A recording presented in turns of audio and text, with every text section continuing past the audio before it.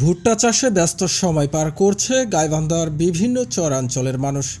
গাইবান্ধা জেলা প্রতিনিধি রোমান আকুন্দের পাঠানো তথ্যে থাকছে বিস্তারিত।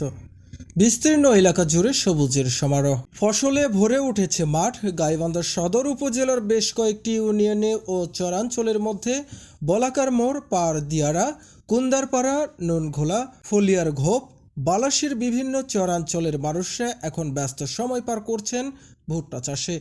একটুখানি লাভের আশায় সকাল থেকে সন্ধ্যা অবধি মাঠে কাজ করতে হচ্ছে তাদের।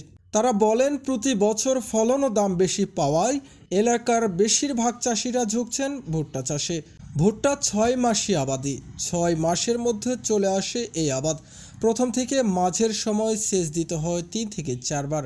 বিগত বছরগুলিতে ভুট্টা চাষে ব্যয়ের পরিমাণ কম থাকায় বিঘা প্রতি খরচ হতো 12,000 টাকা। এবছর তেল সারের দাম বেশি হয়, শেষ পর্যন্ত খরচ পড়বে 16 থেকে 17,000 টাকা। যদি আবহাওয়া অনুকূলে থাকে তাহলে বিগত বছরের মতোই লাভ হবে বলে আশা করেন তারা। এদিকে ভুট্টা চাষি সাদ্দাম হোসেন জানান, ভুট্টা চাষে খরচ কম আর লাভ বেশি। বীজ বপনের পর থেকে গাছ বেরিয়ে আসা পর্যন্ত 5 থেকে 6টা সেচ দিলেই ভুট্টা মারাইয়ের সময় চলে আসে। মারাই শেষে দেখা যায় বিঘা প্রতি ফলন আসে 30 থেকে 31 মণ। এবছর যদি বাজার মূল্য বেশি পাই তাহলে লাভের পরিমাণও দেখতে পাবো। এছাড়া তিনি আরও জানান, বিস্তীর্ণ এলাকা জুড়ে যেহেতু ভুট্টার আবাদ, সেহেতু এলাকার শ্রমিকরা স্বাবলম্বী হবে বলে তিনি মনে করেন।